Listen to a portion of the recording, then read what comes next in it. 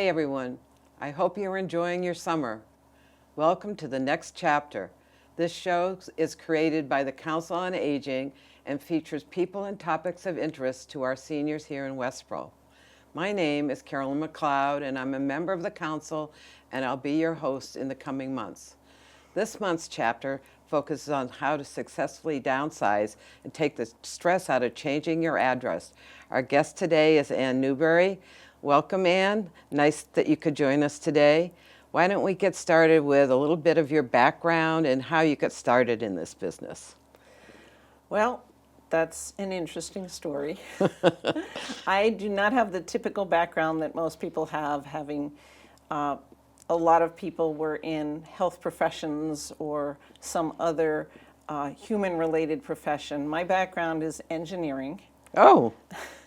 And for many years I worked in corporate America and eventually working in plastic recycling. Oh, okay. And so recycling is in my blood.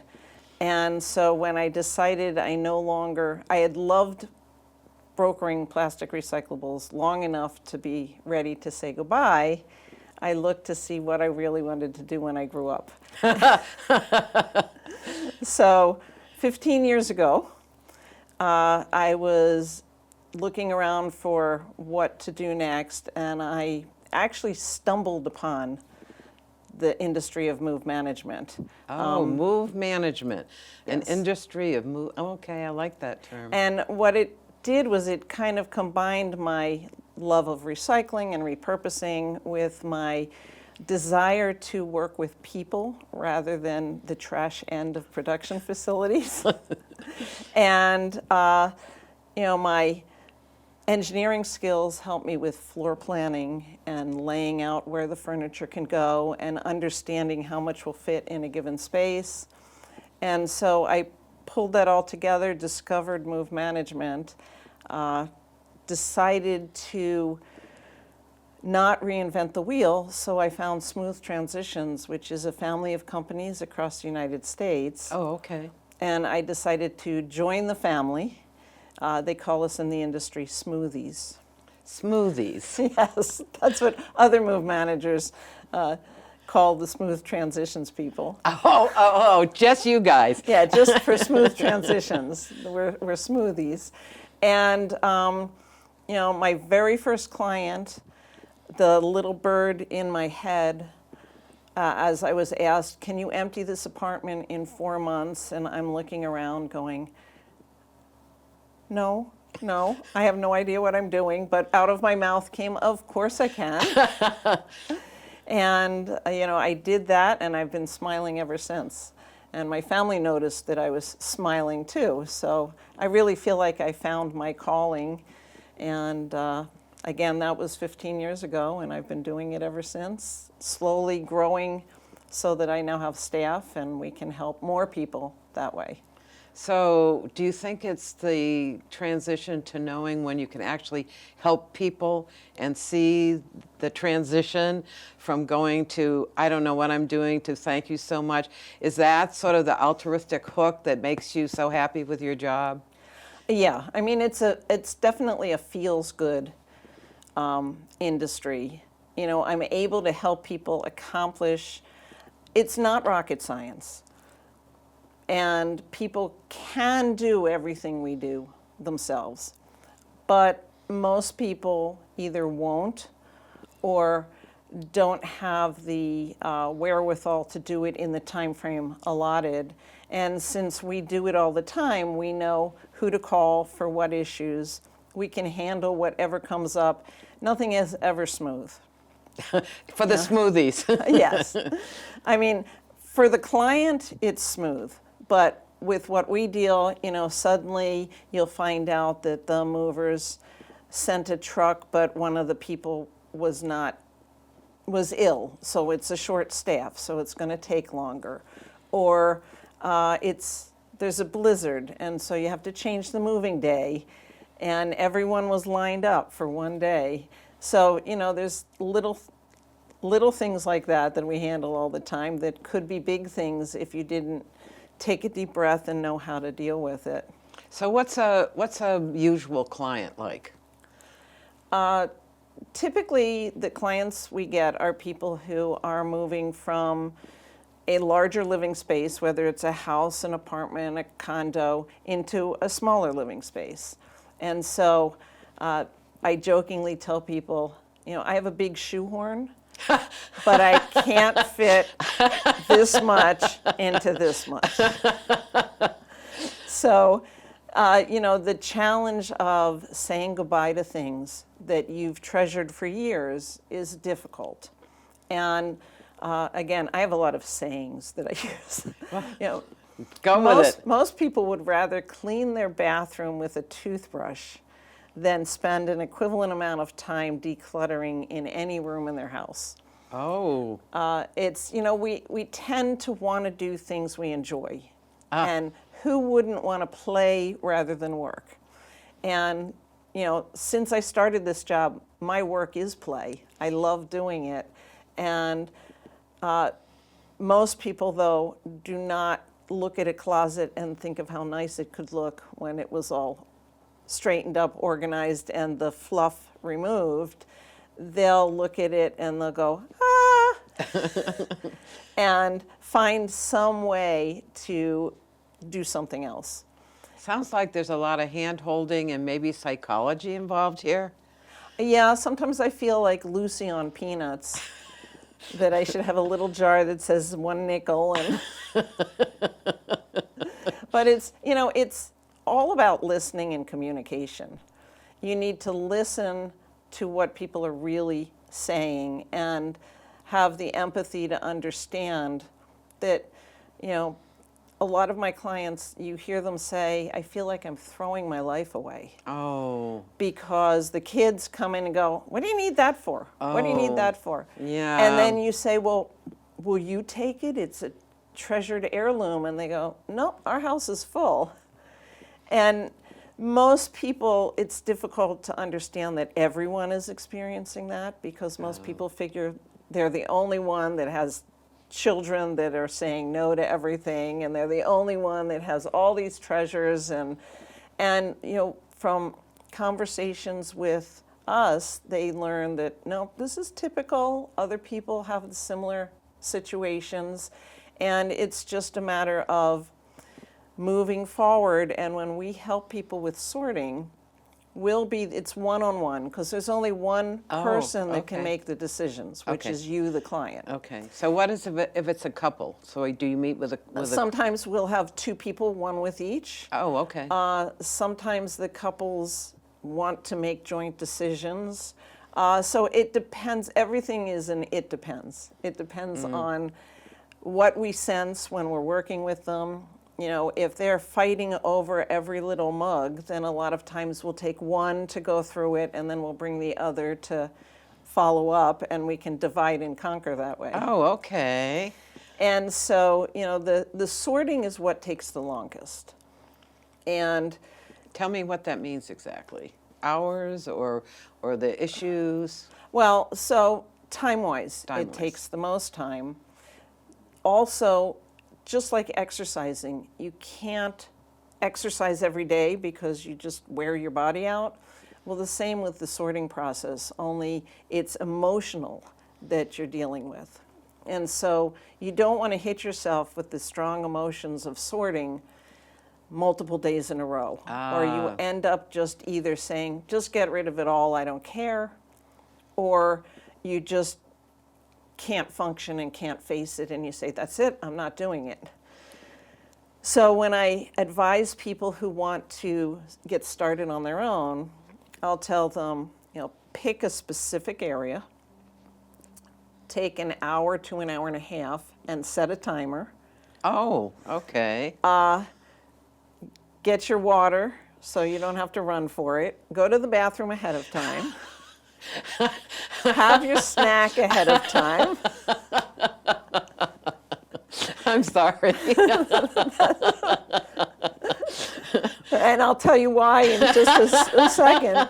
But what happens is when you go into that space and start your timer, I tell people, do not leave the room for any reason whatsoever. So let's say you come up and you go, oh, this mug belongs in the kitchen. I'm just going to take it to the kitchen. The minute you leave the room, you're never coming back. Oh, So you've learned. Oh, yeah. So instead, you take the mug and you stick it in the doorway. And you say, when I'm ready to leave, this mug will be here and I'll take it to the kitchen.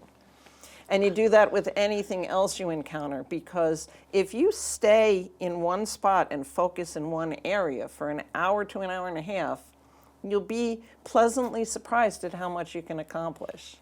And I tell people, start with the big things. You know, if you can decide, okay, that china hutch I'm not going to need anymore. Great. You can just make a note of it, stick a sticker on it, put a Post-it note. Somehow you've made a decision, and then you can move on. If you are in your dining room and you've made a decision on all the big furniture and now you're in the nitty-gritty, Of what's in the china cabinet? Yes. When you come back to the room the next time, after the dinger says an hour and a half, you'll come back and you'll be like, oh, I already know all this, and all I have is these 4 drawers and what's behind the glass. Now, there's a lot in there, but it still feels like you've made progress. It's like an empowering feeling that I've done this already, so I can do the rest kind of thing. Yes. Okay. And you know, what happens when we work with people is we find clients get slowed down, almost stalled with a specific item. And they're remembering it. Oh, yes, I remember my grandmother's china, and we used to do this. And we listen to the stories, but while we're listening to the stories, we'll be holding up, well, what about this plate? And what about this dish? So that by the time the story is over, we might have finished a whole shelf or even the whole china cabinet. And so people tend to be pleasantly surprised at how much more progress is made. And that's because we don't have the emotional attachment to those things. So we can just march on through, but still... Pleasantly. Yes. I get that feeling. Yes, but still, you know, the client is making the decisions. Yes. We are not, and even when there's too much being kept, you know, it's a process, and we know we'll get back through there. But ultimately, you know, if a client insists on taking something, that's their choice. And so we honor that choice. And sometimes we might say, okay, you're taking this set of china. Do you really need service for 12? Because 12 people would never fit in your new living space. Or do you really need these 4 sets of china? Because they're not going to see the light of day very often, and so they're going to take up valuable space. And so it's a conversation. It's ongoing conversation. You can tell I hate talking. But you always have a smile on your face, I notice, which is a plus. And we try to make it humorous and fun because, you know, it's scary. An emotionally heart-rending activity. And, you know, if you can do it and laugh at yourself and laugh at us while you're doing it, that's fine. I had one client, we had wine glasses. We had 3 shelves in the kitchen of wine glasses. And they were moving big drinkers? No. It was just, they like to entertain. So they're moving to a 1-bedroom apartment. And I'm looking at all the wine glasses, and they're saying, we have to keep them all. And so I turned to them, and I thought the guy was going to have an accident. He was laughing so hard. I said to him, I said, you know, the wine police are not going to come and arrest you because you decided to put water or red wine into a white wine glass. And he just started laughing. I'm laughing myself. And I said, you know, you need to multi-purpose your items. So, you know, think of it. You're not going to fill, the red wine glasses were like huge. I said, you're going to put like this much wine in the bottom of the glass, because I see it on TV when they, you know, swirl it and sniff it. And he said, Yeah, well, that much wine will fit in the white wine glasses too. And you can use those for water glasses too. So finally we were able to get the whole shelf down to like 8 glasses. And, but it was just, we did it with humor and we did it with honoring Yes. what the glasses were. Yes. And there were some that were memento glasses and others. So that's just kind of an Yeah. example of how we work through Well, it. what I found, because I moved from a house to a condo in a 55-plus community, and I was used to entertaining. So I did get rid of a lot of things with tag sales, and I had a garage sale, and then I had a tag sale, whatever. But I moved a lot of some serving dishes and platters, and thinking that I was going to entertain when I got to my new location. And then I found out that in that kind of community, they don't entertain in their houses. Everybody goes out to dinner somewhere. Mm-hmm. Pretty much. I mean, nobody's having cocktail parties. Nobody's having brunches. They just like to go out with their friends and from the community. I mean, it's an interesting experience when you go from a community with homes and you're entertaining, and then you move into, as you said, these people are 1-bedroom apartment. So probably found the same thing. Well, the other thing is you need to think about your future lifestyle. It's easy to just think back on historically what you used to do. Exactly. But your future lifestyle is really what you're moving towards. And you want to look forward to it and think forward and honor the past, but think forward. And sometimes it's difficult to understand what the personality of a new environment is going to be. Like you Yes. said, you realized they went out. A lot of it is generational. A lot of it is just the way the world has changed. Realistically, if you were to have 30 people over to your condo for a cocktail party, even if you had the glassware, you're not going to want to wash that glassware at the end. So, now there's lovely disposable, I hate to throw things away, and sometimes people even wash their disposables, but there's lovely disposable items. Or you can get creative, and it can be a BYOG, bring your own glass. Oh, And, I should try that. I never even thought of that. And so, there's out-of-the-box ways to do it. Invite people over for a progressive dinner party and just have them bring their plate with them, too. In addition to driving from place to place, you just bring your own dishes. So there's other ways to get around it that make it fun and interesting and exciting and cost-effective, too. Yeah. What do you think are some of your biggest challenges?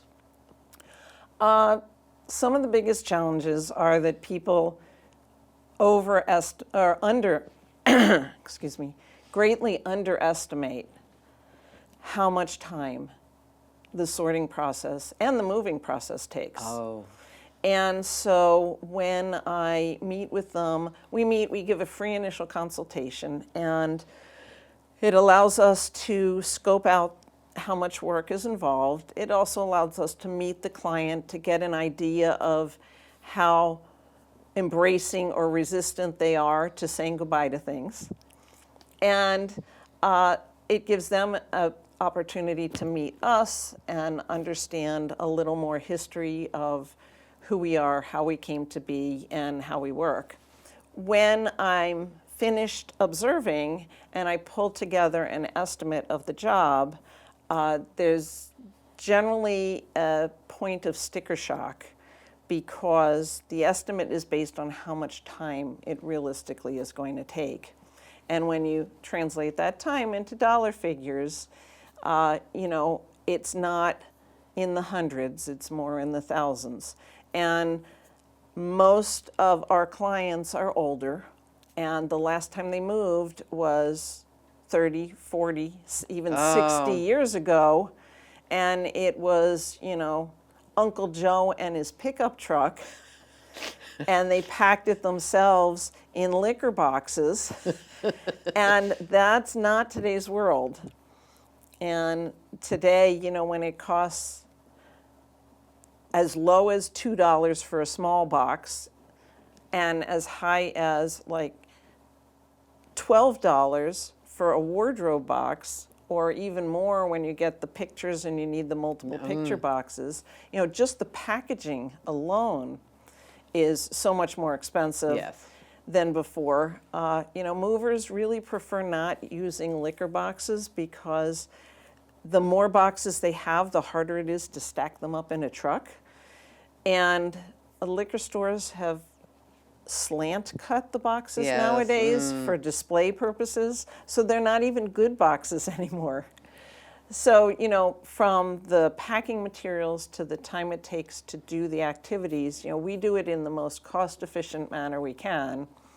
And so we tell people, this is an estimate. If we finish quicker, you're not going to pay for the time we're not using, but it's still sticker shock. So that's a big challenge, because the people that get over the sticker shock and say yes, at the end are constantly claiming they couldn't have done it without us. They're very happy they hired us. Takes a load off their shoulders too. Yes, and the communities that people move into appreciate when people are using move managers, because they move in happier and healthier. Oh, And they say that again.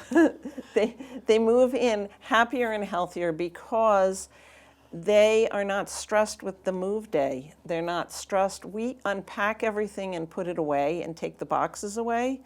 So Oh, on move day, you walk in, it's kind of like a great reveal. You walk in and it looks like you've been living there, and it's a shrunken down version of what you're used to and familiar with. So the stress of being surrounded by boxes for weeks on end is gone, because we've taken the boxes away and everything is set up. Because I wish I'd known that. I don't mean to interrupt you, but when I moved, I had a basement full of boxes for a long time, because I moved more than I should have to begin with, but also I had to unpack it all. And I never even thought of that. Well, what we find too, first off, because we work with you through the whole process, we know you. So we know how you want things in your kitchen, and we know how you want things on, how you want your pictures on top of the side table. And we often will pre-plan where the artwork makes sense to us, and the client will come in and say, oh, hey, that all looks good, just hang it. Because, again, we know your likes, your dislikes, what's important to you, and so we kind of can eyeball and pre-plan.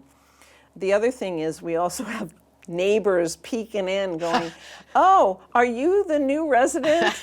And one of my staff members gets a little upset because she goes, do I look like I'm supposed to be here? And we turn to her and we say yes. But they come in and they're like, oh, it looks like they've been here all along. I still have boxes from my move 3 months ago. Yeah. And it's, they didn't move with a move manager. Yeah.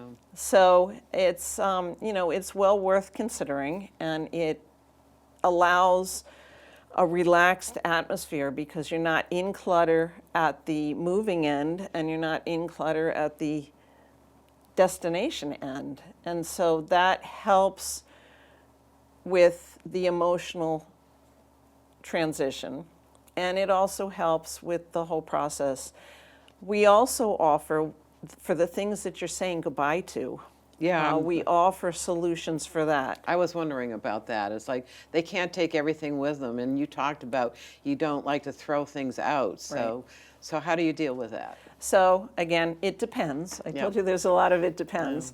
It depends on quantity, quality, assortment, and available time. If you're moving from a house that you're going to sell, some real estate agents want the house completely empty before it goes on the market. that reduces the amount of time you have, so it reduces your options. Other real estate agents say, well, we're going to want some furniture in the house, and so that can stay, and that is the ideal situation for us, because what we then can do is, if there's enough goodbye items then that have an assortment and the right characteristics, we do online auctions. Oh, Where the items stay in the house. We can tuck them away so that the house can go on the market.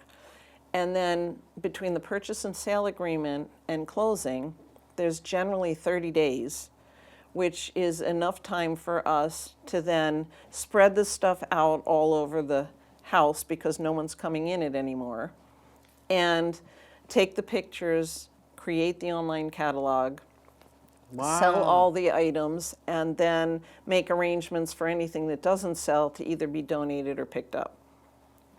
So that's the most cost-effective way that we've found to empty a house, an apartment, Yeah. a condo. There's some circumstances that don't allow that. Certain condo associations don't want estate sales, or That's mine. Which some of them- I can't have a yard sale, I can't have a garage sale, and you can't even do an estate sale. So what do you do? Well, Yeah. some of them were able to talk to the association and explain that, unlike an estate sale, our sales don't have random stray people wandering the neighborhood. What our sales are is on pickup. Pickup is on one day. It's a fixed time frame, and it's a controlled flow of vehicles to the house to pick up just what they've already bought. So it's kind of like an all-day move out. So Oh. instead of having a moving truck with a crew putting all the things in one truck, this is having like cars come and pick up a little this and a little that. And at the end of the time period, the house goes from full to empty. We've had some success with condo associations, because that understanding allows them to have a little more control over the Yes. flow of people. Yes. There's still some that just say absolutely no. And then, we work other decisions. We also work very closely with furniture banks, so that we can arrange for donations, sometimes on non-donation days, because most furniture banks have very tight windows for when you can donate. It's like between 10 and 12 on a Saturday. And not everyone is able to make the arrangements. Some furniture banks have pickup routes that cover a fixed territory. Most don't anymore. That's been a change since COVID. Do you deal with, there's a furniture bank in Hudson called Fresh Start? Yes, Do you deal with them? yes. Tell us a little bit about that if you can. Actually, there's two in Hudson now. There's Fresh Start, and there's New Life has also opened up. So they require pictures ahead of time, so that they can assess whether it's something that they can say yes to. They do want furniture that is nice enough that you would like give it to your kids or give it to a friend for their home. Well, tell us, no, but they're ultimately set up so that why they exist? So what they exist to help people who are coming out of homelessness or coming out of some sort of disaster. And if a clergy or social worker or other official person gives them a recommendation, they're allowed to come in and shop in the warehouse for certain essential items. So, dining room tables, dressers, beds, and it's to give them the bare essentials so that they are able to have a place to live and have something inside the four walls and the ceiling. Yeah. And so it's a wonderful way to find a new life for your existing furniture. One thing to keep in mind though is, if your dog peed on the sofa cushion, but it has a lot of life left in it, it's not really something you want to be giving to a furniture bank or to your neighbor or anyone else. So you want to give nice furniture and decent furniture, because the people coming out of homelessness and coming out of disasters deserve the dignity of having nice furniture. Absolutely. And, so things with rips, tears, tufting coming out, the cat scratched the thing, those unfortunately are not items that make a lot of sense to go to a furniture bank or to any other donation place. Okay. So listen, we've run out of time, but it's been so informative. I really appreciate it. I did want to tell our audience that the Westboro Girl Scouts are having a textile collection day on Saturday, August 30th from 9 to noon at the Westboro High School. And I do encourage you, because I found out from Ann, a lot of places won't take rugs or anything like that. So think about the textile day. And so that brings us to the end of this chapter. Thank you so much, Ann. It was amazingly informative. You're welcome. This has been very helpful to our viewers, and don't forget to tell your friends and neighbors about our show, The Next Chapter. We have an interesting topic coming up in September, what's new with Medicare starting in 2027. Our guest will be Westboro's Shine Counselor, Bill LaPrade. In the meantime, enjoy the rest of your summer and try to stay as cool as a cucumber. Thank you. Thank you. It was great. Thank you.